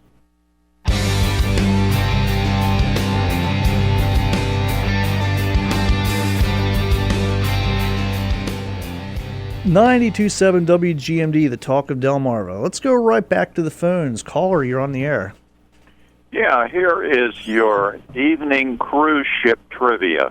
Oh, Okay? Any excuse to talk about cruise ships? Absolutely. What was the only cruise ship to ever sink a German U-boat? I'll give you a little hint. It wasn't the Queen? It was a British ship. So is Queen Mary? No. Or Queen Elizabeth? No. Or are we talking earlier than that even? World War One. So Lusitania. No. No, Lusitania got sunk. Yeah, she was on the other side right of the off of what was then called Queenstown, but now it's called Ireland. Let's see. I'll take one, Mauritania. No. The answer is the HMS Olympic. The Olympic. The first of the trilogy. Yes. Titanic's sister ship. She was coming out of Southampton, out of the Channel, and this Dumkopf surfaced on her port quarter, and the skipper gave the command hard a port and cut her in half. So they didn't even have any gun. That was when she was being used as a hospital ship, right? Or a troop? No, that was the Britannic. Oh, the Britannic was the hospital ship. Yeah, now the Britannic was the last of the three, and she was actually supposed to have been called the Gigantic. Yes, I do remember that. And after the Titanic incident, they said, well, maybe that's a bit presumptuous. Yeah. And the Britannic never had a paying passenger. Yeah, she was conscripted for a hospital ship for the First World War and was sunk by a German mine off of in the Adriatic. So the Olympic was it was in civilian service when it sank the U-boat then. It sank the U-boat. It was still in World War One, toward the end of World War One, and it had been converted to a troop ship. Oh, okay. So they were using it as a troop ship. Okay. It was carrying troops and so forth, and they had guns fore and aft, like the Naval Armed Guard on our merchant vessels. But the problem was you couldn't get those guns down low enough. A U-boat could sneak in underneath you for quite a ways, and you couldn't get a good shot. And this guy just, surfaced almost on top of him, and he just cut him in half. It was the wrong place at the wrong time, right? Yeah, that's right. And of course, that increased the morale of the British people quite a bit because they had lost the Lusitania off of Queenstown, and that was really kind of a low point. Yeah. Well, it's the Lusitania was the thing that got us into the war too. I mean, that was finally Wilson decided maybe he didn't have much choice. Yeah. Yeah. He was our Neville Chamberlain. That's for sure. Yeah. But at any rate, the Olympic wound up being absorbed by the Cunard Line when they merged in the early 30s. And she wound up being scrapped, and all of her interior beautiful appointments and everything were sold. And the there's a couple of pubs there in Ireland, somewhere around Belfast, that have the interior, the beautiful wood interior. Some of it's still left. Yeah, that's the one where they took the whole dining room, all the paneling off the walls and everything, and they just took it to a pub or a restaurant, right? Well, several of them, of course, most of it was sold, and eventually, got put in collections or destroyed or whatever, and the rest of the ship was scrapped. But she had an illustrious career, really, the Olympic did. The Britannic was lost as she was returning from carrying wounded troops, and she sank when she hit a German mine on the port side, and the skipper of that ship said, I'm not going down like the Titanic. I'm running this boy ashore. I'm going to beach it. Well, what he did, he gunned it, and she knew about 24 knots, and he just drove it underwater at that point, and the watertight doors, which they had improved after the Titanic, worked, but what they didn't do, they had all of their portholes open. Oh, jeez. So. And they were not supposed to do that because they were in enemy territory, of course, but it was so hot, and, they didn't have air conditioning, so that's why all the portholes were open to air out the ship, and that's what did them in. And they put lifeboats over, but what happened going that fast, the lifeboats were drawn back into the props and cut up. They lost 27 people. Oh, geez. Because they did that, but the rest of everybody else was saved. But it's in 300 feet of water, and Cousteau found her some years ago, and she's really in excellent condition. People do dive on her. Well, yeah, probably much more so than the Titanic. The last I heard, they maybe only have 10 or 15 years left before, the Titanic is completely gone. Yeah, the rusticles have pretty much eaten it alive. Yeah, and there's not a whole lot left down there to go before it just disintegrates totally, evaporates really. Yeah, it's a shame. I mean, those are such big parts of our history. I mean, especially Britain. There's not so much America, but there's so many great ships that were so much part of their history, and that's the thing. Well, the thing about the United States, we didn't really ever have a great ship until the 50s, and by then they were obsolete. Yeah, well, the interesting thing, a lot of people think that the Titanic belonged to the British, and it didn't. The White Star Line was a subsidiary of International Mercantile Marine. And International Mercantile Marine was an American company owned by J.P. Morgan. Oh. I have some canceled stock certificates from that company. Yeah, I actually remember reading that at some point. That's it's an interesting history, and he was scheduled to come back on her, and 2 weeks before he was scheduled to go on board, something came up, and he had all of these luggage and everything removed from the ship because he had a posh stateroom, of course, and he had something else to do, and then, of course, the ship sank. But by the end of the year, the beginning of 1913, and I don't know whether it was here or somewhere else, but he died later, not too long after the Titanic sank, really, less than a year later. Yeah, and that's it's definitely interesting stuff. Yeah, but it was then when Cunard took them over in the early 30s, the White Star Line, they sold everything out that they had. Oh, yeah. And in 96, we went on the Royal Majesty to pick up the big piece of the Titanic. And there was 4 survivors that went with us on 2 cruise ships, the Island Breeze and the Royal Majesty. I actually sailed on the Island Breeze. Did you really? Yeah. It was when they were owned by Dolphin, so it was. I always liked that ship. It was kind of a little run down by that time, but it was still really, still a neat ship.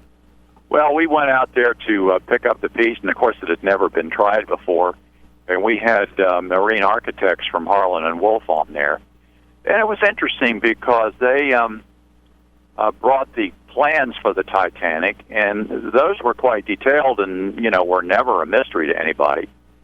So when they got down there and they took pictures of it underwater, the marine architect said, "Whoa, wait a minute. You've got material to bring up a 9-ton piece. This is from the upper structure between cabins 89 and 93." And they said that was a restroom area, but that whole superstructure was double steel hull, so we're talking 18 ton. Ooh. That's a big. And they that's a big used chunk. diesel-filled bags for flotation devices. And I mean, Murphy was on board that cruise, I'll tell you, because one of the bags separated. They only got it up to about 200 feet below the surface, and the ship that they had brought, the Killabuk, to bring her up was 200 and some feet. She was a marine salvage tug. and she didn't have a big enough winch. Yeah, that's a big chunk to bring up all that way. Yeah, What, and 12, then they got it within 14,000 200 feet of the surface, and we started getting the tail end of Eduard, which was a hurricane coming up the beach, and man, it was bad. Yeah. So they tried to, they hooked her up. They said, all right, well, what we'll do, we'll try to tow her into more shallow water, and if it breaks loose, then, you know, it won't be so hard to go down and get. Well, they didn't get but 10 miles, and they were taking 30-degree rolls, and it broke loose. And it sunk in about 10,000 feet of water, but it had GPS on it, and they went back 2 years later and picked it up. Yeah, I think I saw something about that on the Discovery Channel a couple years back. You know, how they were trying to do that. But it was interesting because every stateroom we had, you know, closed-circuit TV of everything they were doing, and it was, you could watch it constantly. It was really, really interesting. And memorial services when we got there and we left, it was the only cruise that's ever been back with the public. You know, there's been many attempts and cruises, but it's the only time any of the survivors had returned, and it was the only time any of the public went out there. And it was really, really a momentous occasion.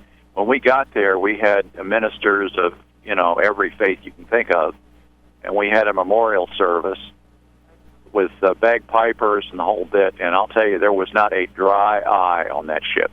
yeah, I think it's a good thing to remember the history like that too. I mean, so you know, it's not forgotten. It's really, I mean, it's an important part of an important part of, you know, how we developed as a country, and yeah, it's good. It's good to.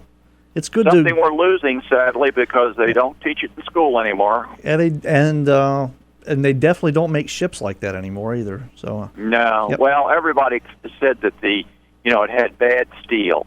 Well, that's not true. They made that ship out of the finest steel that they had at that time.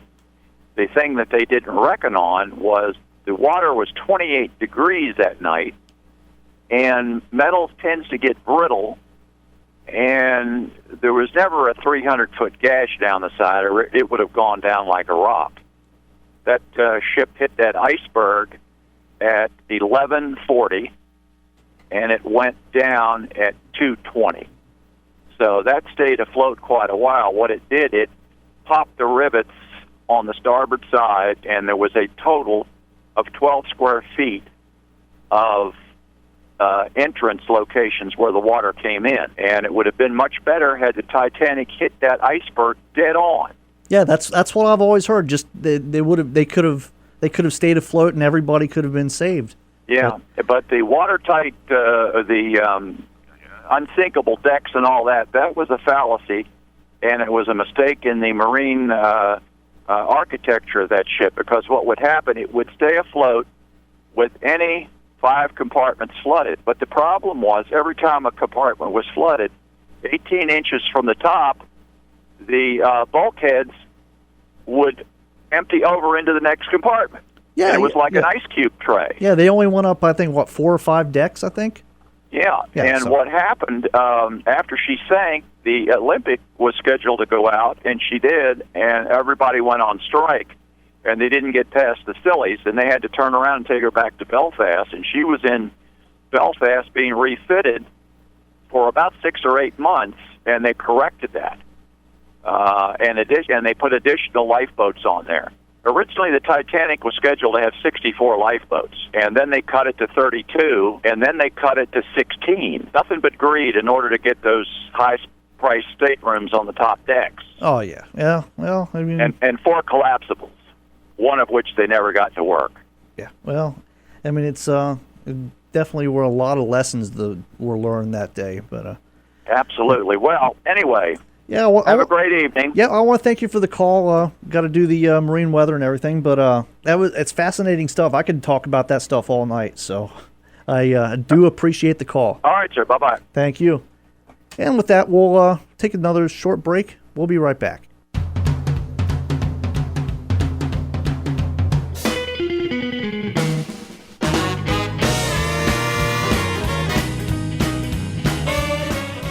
92.7 WGMD, the talk of Delmarva. If you want to call in about any of the topics we've gone over the last 2.5 hours, still got about 20 minutes to go.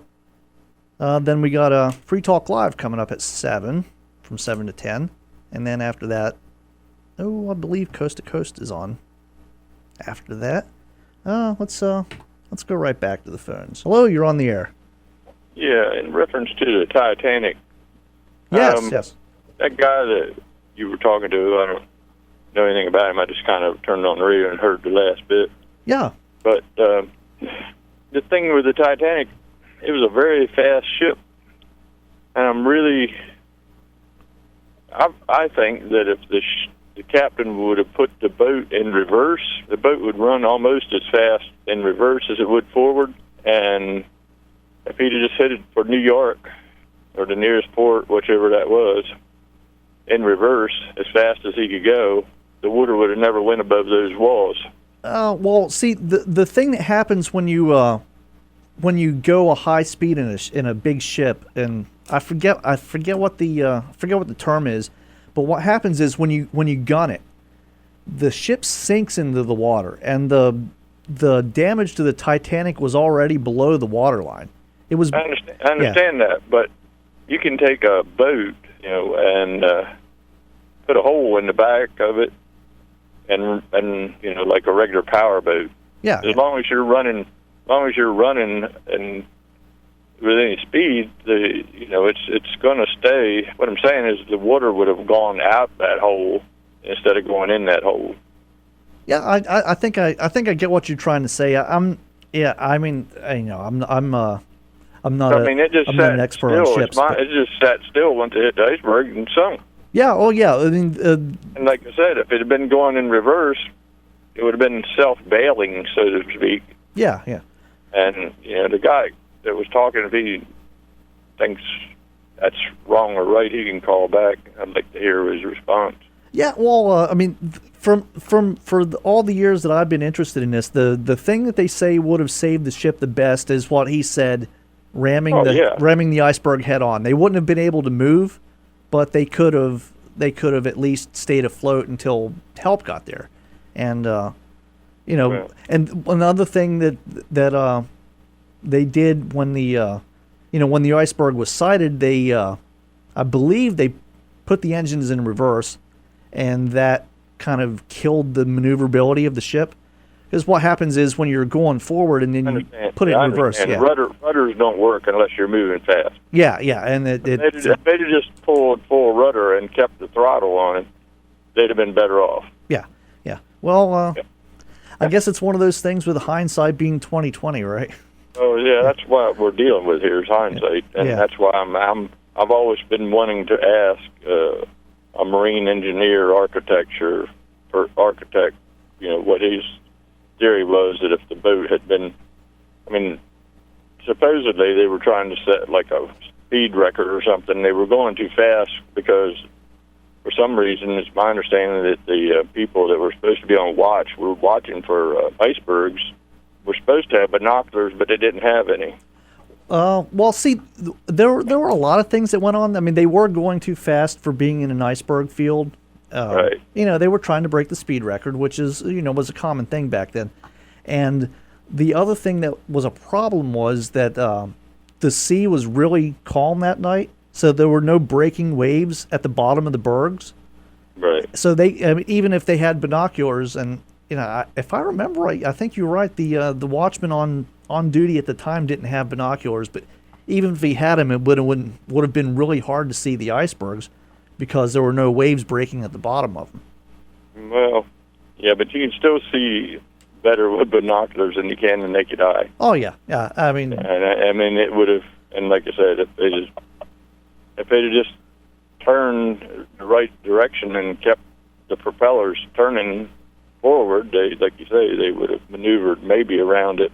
Yeah, or at least taken less of a blow from it, and and this is one of those things. I mean, it could have been, I guess. What could have been and should have been is the story of the last 100 years, right? Well, it seemed like Murphy's Law. Yeah, jumped in there. Yeah, I think 1,000 things went wrong that night. Yeah. All right, thank you. Thank you, and appreciate the call. We're gonna let's go back to the phones. And caller, you're on the air. Hi, Don. I was watching a History Channel, I guess about 3 months ago or whenever it was, and I thought that they were warned, the Titanic.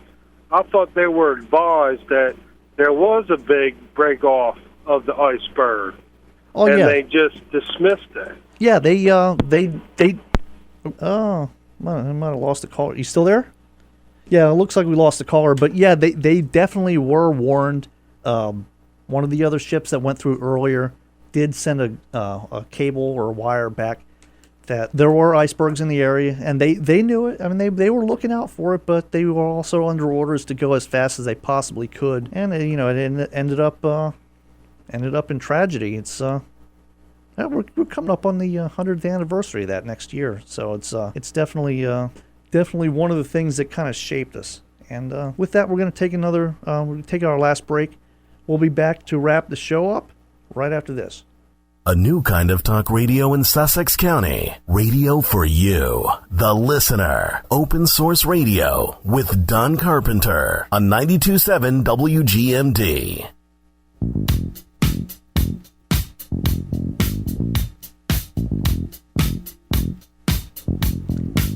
92.7 WGMD, the talk of Delmarva.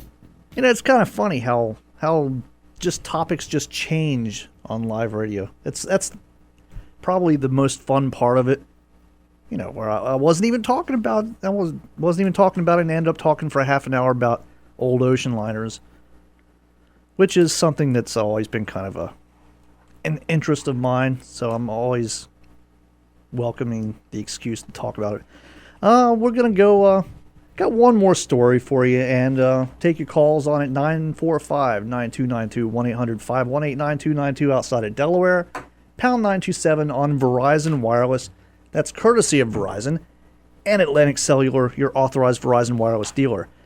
This is a story, let's see, I'm not sure what state it is, but on his way home Tuesday from Jim Plain Elementary School in Leander, 4th grader Marshall May, sitting on the passenger seat of his family minivan, was given a ticket for not wearing his seatbelt properly.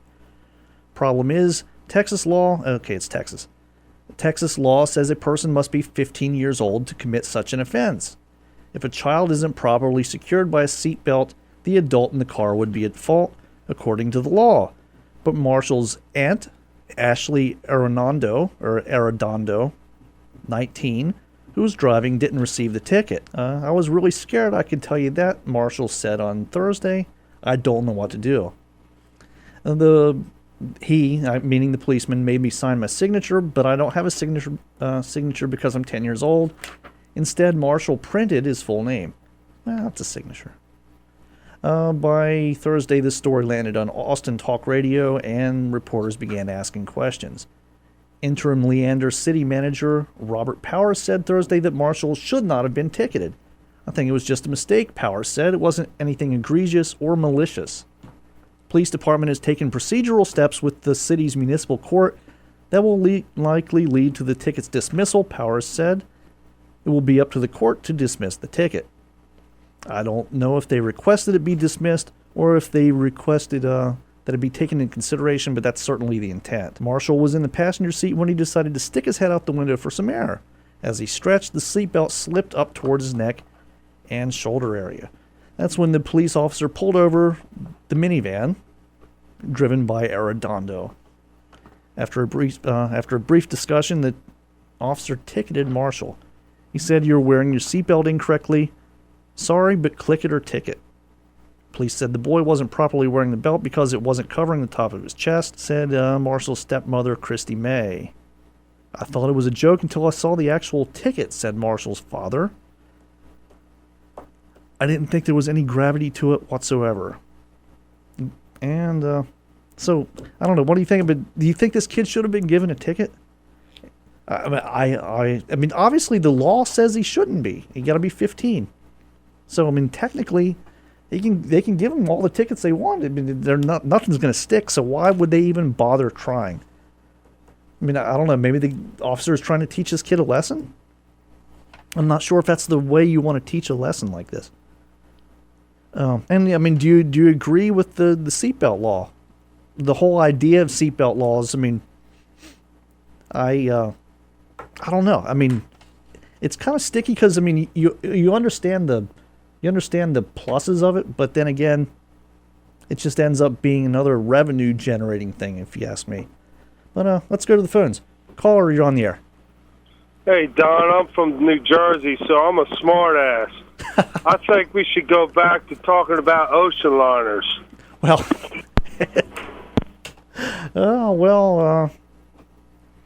only got a couple minutes left. I'm sure the free talk guys don't want me talking ocean liners over their time.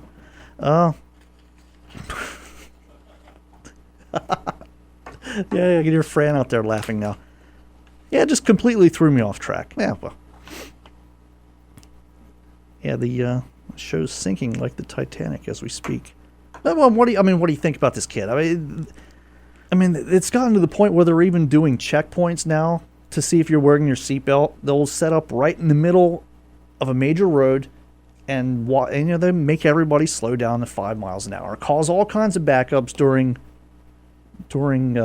rush hour. It's always during rush hour they set up these seatbelt checkpoints, and I just don't get. I mean, until I lived in Delaware, I'd never seen a seatbelt checkpoint. I mean, obviously I've seen DUI checkpoints, and that's another discussion for another day when we have more than 2 minutes to talk about it.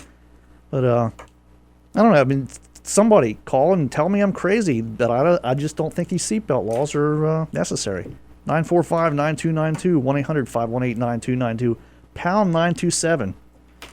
You got about 2 minutes left to call and tell me I'm insane or tell me I'm right. I just, I mean, a 10-year-old getting a ticket, it seems like it's opening up the chance for this kid to grow up having a bad impression of cops. When you're that young and somebody gives you a ticket that's not even legal, it's not even legal to give this kid a ticket. And obviously, I mean, the policeman had to know that. I mean, I just don't understand why it would happen.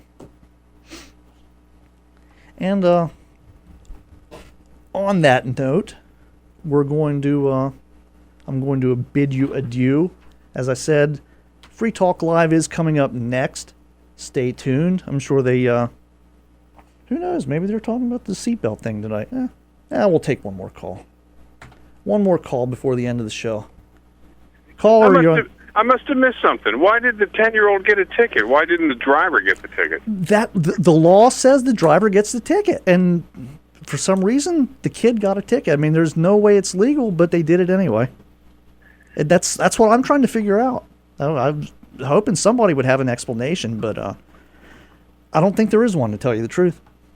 No. It doesn't sound like it. I thought maybe I missed something in the story. I was like, well, why in the world would they give I mean, I guess maybe they can give the passengers a ticket, but again, it's a 10-year-old. But yeah. I mean, if the person's under 10, the driver gets the ticket.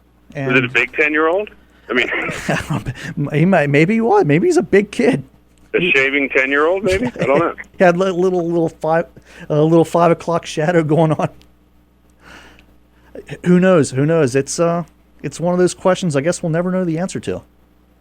I think somebody should give the officer a sobriety test. Yeah, well, yeah. It makes you wonder, doesn't it? Yeah, it does. Yeah. All right, man. Thanks a lot. Hey, thanks a lot. And I want to thank everybody for listening this week. Remember, if you want a burger, go out to Jake's Wayback Burgers in Millsboro. The Southern Delaware Roller Girls are there. They get 10% of all the proceeds today, so help those guys out. And with that, I'll see you next Saturday. Go out and get a burger.